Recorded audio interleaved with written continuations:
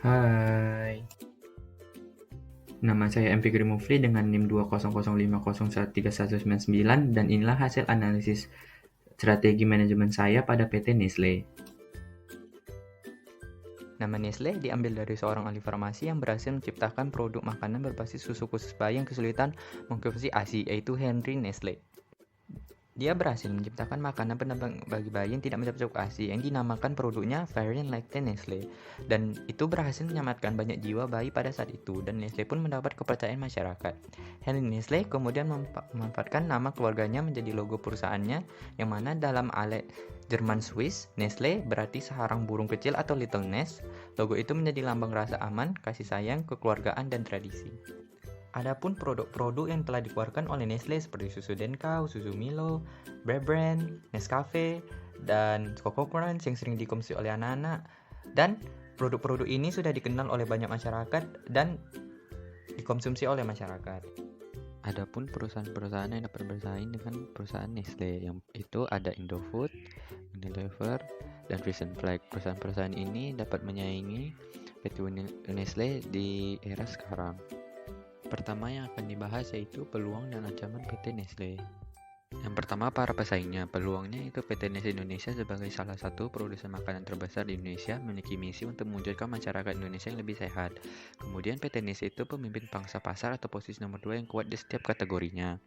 Kemudian ada ancamannya, yaitu ancaman bagi Nestle adalah kenyataan bahwa beberapa pasar yang mereka masuki sudah matang. Kemudian penyusunan pasar merupakan pukulan berat untuk produsen susu formula, salah satunya Nestle.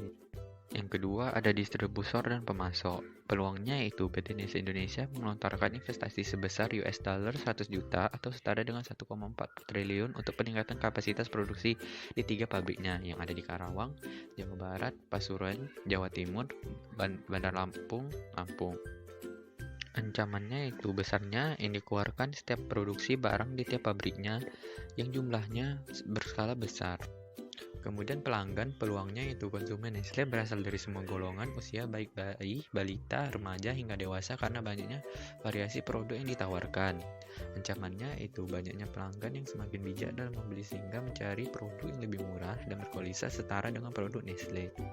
Karyawan, yaitu peluangnya menciptakan lingkungan kerja yang mengutamakan tanggung jawab, kesempatan, dan kebebasan individu melalui program pengembangan karir yang berkesinambungan, pelatihan kerja di lapangan, mentoring dan pelatihan internasional di kantor pusat di Swiss, serta peluang eksploitasi di negara-negara lain tempat Nestle beroperasi.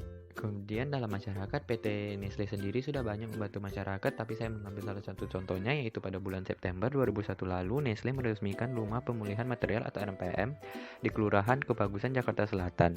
Rumah pemulihan material ini merupakan salah satu inisiatif Nestle dalam program kebagusan bijak kelola sampah yang berkolaborasi dengan pemerintah Kelurahan Kebagusan dan Voice for Change dengan cara memperdayakan masyarakat dan mengajaknya berpartisipasi aktif dalam mengelola sampah secara mandiri dan bertanggung jawab sehingga bisa dikelola dan mengoptimalkan upaya daur ulang.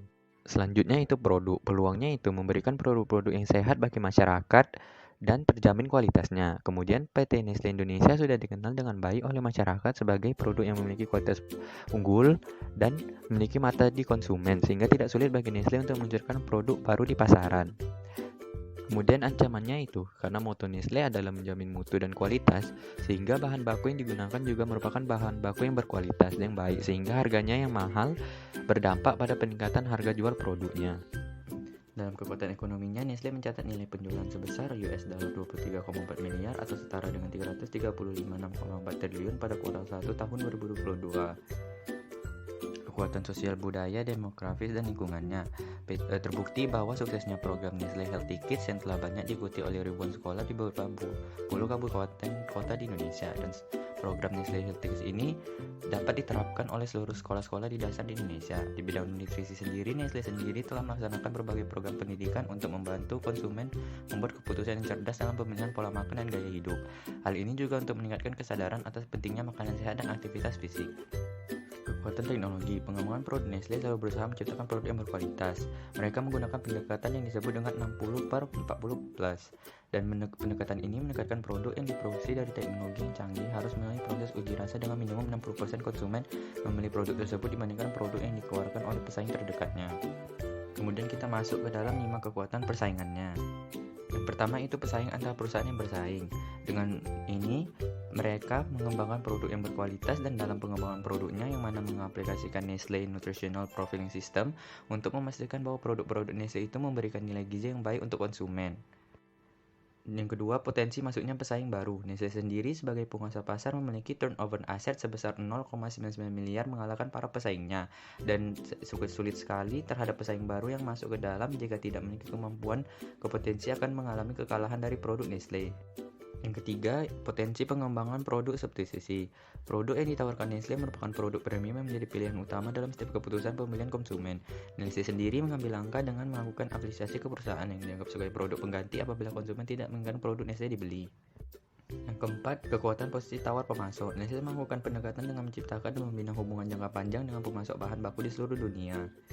Yang kelima yaitu kekuatan daya tawar konsumen. Nestle menghasilkan produk-produk yang berkualitas dan memahami daya tawar konsumennya. Maka Nestle berupaya meningkatkan kebaikan atau keunggulan produk mereka dengan menghasilkan produk-produk yang lebih memperhatikan kesehatan dan kebaikan lebih kepada konsumennya.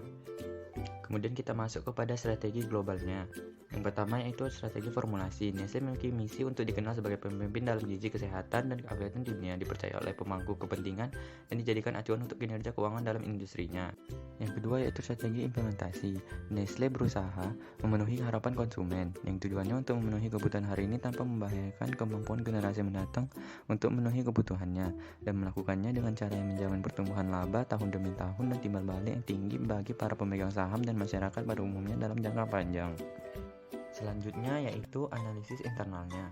Yang pertama yaitu analisis manajemen. PT Nestle menerapkan sistem manajemen keamanan pangan yang dinamakan Food Safety Management System atau FSMS, yaitu sistem yang mengutamakan keamanan pangan, ketaatan terhadap peraturan, dan komitmen manajemen terhadap keamanan produk yang dihasilkan. Yang kedua yaitu keuangan. Laporan keuangan Nestle mencatat total penjualan grup perusahaan mencapai 84,340 juta atau sekitar 1,232 triliun. Yang ketiga, produksi. PT Nestle banyak mengeluarkan produk yang berkualitas dan bergizi untuk dikonsumsi dari bayi sampai orang dewasa seperti susu bubuk Nestle Denkau, kopi instan Nescafe, atau susu bubuk Nestle Milo, yang mana produk tersebut sudah banyak dikenal dan dikonsumsi oleh masyarakat. Kemudian SIM, yaitu Sistem Informasi Manajemen, yaitu PT Nestle menerapkan ERP atau Enterprise Resource Planning yang mana memberikan manfaat keseluruhan proses bisnis yang ada sehingga dicapai suatu proses bisnis yang efisien dan efektif. Penelitian dan pengembangan. Dengan 29 fasilitas riset, pengembangan dan teknologi seluruh dunia, Nestle memiliki jaringan R&D terluas di kalangan perusahaan makanan. Analisis manajemen. Perencanaan. Nestle Indonesia sebagai salah satu produsen makanan terbesar di Indonesia memiliki misi untuk mewujudkan masyarakat Indonesia yang lebih sehat dan terwujud sebagai perencanaannya. Yang kedua, pengorganisasiannya. Nestle mengubah diri menjadi pelaku usaha internasional atau multi-domestic competitor yang memungkinkan anak-anak perusahaan Nestle atau subsidiaries dapat bersaing secara independen di berbagai pasar domestik. Kemudian ada pemberian motivasi, pelatihan kerja di lapangan, mentoring dan pelatihan internasional di kantor pusat di Swiss, serta peluang ekspektasi di negara-negara lain tempat Nestle beroperasi. Keempat, pengolahan staf. PT Nestle sendiri selalu melakukan open recruitment yang berbeda di setiap cabang-cabangnya. Perusahaan memprioritaskan orang-orang asli yang tinggal di negara tersebut. Hal ini agar mendapat sumber daya manusia yang cocok dengan budaya perusahaan yang berlaku di negara tersebut. Kelima, yaitu pengendaliannya. Pasaran produk Nestle telah melalui ujian penelitian dan pengembangan sebelumnya oleh para ahli yang ada dalam perusahaan Nestle tersebut. Analisis marketing. Yang pertama, pelanggan. Pelanggan Nestle berasal dari semua usia dan dikenal banyak oleh masyarakat dan dinikmati oleh banyak masyarakat di Indonesia. Yang kedua itu penjualan produk dan jasa. Produk-produk yang dijual oleh Nestle dijual berkualitas dan terjangkau harganya. Yang ketiga, perencanaan produk dan jasa. Tim pemasaran yang kompeten selalu memperkenalkan Nestle pada masyarakat sebagai produk yang mengutamakan mutu dan kualitasnya. Yang keempat, penetapan harga. Harga yang ditawarkan oleh Nestle terjangkau dan terjamin kualitasnya dan banyak dinikmati oleh masyarakat Indonesia dan sampai sekarang. Yang kelima yaitu riset pemasarannya. Nestle telah membangun distribution channel sendiri yang menyediakan produk-produknya untuk dibeli dimanapun dan kapanpun konsumen mau membelinya. Corporate Social Responsibility dan Corporate Government pada PT Nestle. Corporate Social Responsibility ini merupakan wujud kesadaran perusahaan sebagai upaya meningkatkan hubungannya dengan masyarakat lingkungan perusahaan tersebut. PT Nestle sendiri sudah banyak membantu masyarakat sosial, tapi saya memberikan satu contoh, yaitu dalam hal ini PT Nestle memberikan kontribusinya pada SDN 1 Srenggen Bandar Lampung. Dalam bentuk kegiatan operasional, perusahaan memberikan dampak terhadap kondisi lingkungan yang terdapat dalam sekolah di sekitar. Upaya timbal balik telah dilakukan perusahaan kepada sekolah yang terdapat di sekitar PT Nestle. Bentuk atau program yang telah dilakukan yaitu dengan membangun sarana dan prasarana yang dibutuhkan oleh sekolah, serta memperbaiki fasilitas umum yang terdapat di sekolah. Corporate Governance. Tata kelola Nestle memberikan dasar bagi banyak tindakan yang dilakukan oleh Nestle yang mengarah pada penciptaan nilai yang berkelanjutan. Nestle terus menyeimbangkan pengejaran pertumbuhan top line dan bottom line dengan efisiensi modal. Inovasi Nestle itu digerakkan oleh selain dan konsumen memenuhi kebutuhan konsumen yang berubah dengan cepat. Pada saat yang sama, Nestle menggunakan skala sumber daya keahlian untuk menciptakan nilai bersama bagi semua pemangku kepentingannya. Kemudian strategi yang diterapkan pada PT Nestle. Pertama yaitu ada strategi generik, strategi pembeda, yaitu Nestle memiliki misi untuk dikenal sebagai pemimpin dalam gizi. Nestle percaya bahwa kepemimpinan bukan hanya soal besar kecilnya dalam perusahaan, tapi juga soal perilaku. Maka diterapkan good food and good life, mencerminkan keinginan lewat perusahaan Nestle. Roadmap Nestle ditunjukkan untuk menciptakan keselarasan antar karyawan berdasarkan sejumlah prioritas strategi terpadu untuk mempercepat tercapainya misi Nestle. Kedua yaitu strategi joint venture. Nestle sendiri itu bentuk usaha joint venture. Dengan menggunakan bentuk ini, Nestle mempunyai keuntungan perusahaan dan mengambil manfaatnya dari mitra lokalnya. Seperti contohnya, Nestle telah setuju untuk menjual 60% saham Herta ke Casa Torraderas, sebuah perusahaan makanan keluarga Spanyol yang merupakan salah satu dari 10 merek paling terkenal di Spanyol. Nestle dan Casa Torraderas akan membuat usaha patungan untuk Herta dengan saham masing-masing sebesar 40% dan 60%. Itu saja yang dapat saya paparkan untuk hasil penelitian saya. Terima kasih telah menonton. Sampai jumpa.